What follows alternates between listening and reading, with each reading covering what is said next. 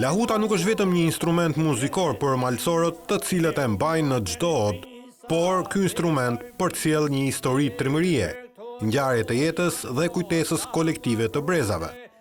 Është një instrument që shpreh edhe ndjeshmërinë e malësorit të trashëguar ndër breza e ndër shekuj.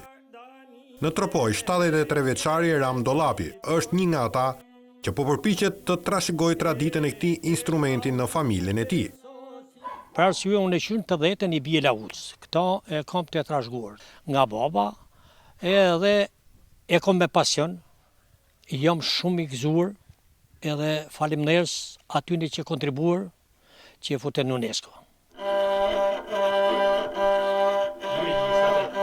Shumë qef kam kur shikoj gjyshin duke i ranë. Mendoj që kjo lahut nuk du të me lanë pas dorë. Tani du të me i përkushtu më shumë vëmendje, përderisa është futur në UNESCO, për mos me lanë pas dorë si të moshuarit, si dhe ne të rinjt. Mbrojtja nga UNESCO si dhe veprimet individuale për të ruajtur këtë trashëgimi tashmë me vlera botërore për 73 vjeçarin janë të pamjaftueshme, nëse institucionet kulturore, veçanërisht në veri të vendit, nuk do ta kenë mësimin e lahutës në prioritetet të politikave të tyre.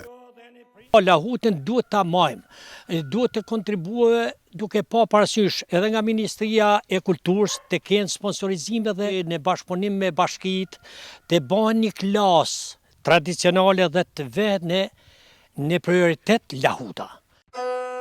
Përfshirja e lahutës shqiptare në listën e trashëgimisë kulturore jo materiale erdhi si rezultat i një procesi të gjatë kërkimor, i udhëhequr nga një grup studiuesish të trashëgimisë kulturore dhe Ministria e Kulturës, në bashkëpunim edhe me Fondacionin Shqiptaro-Amerikan për Zhvillim.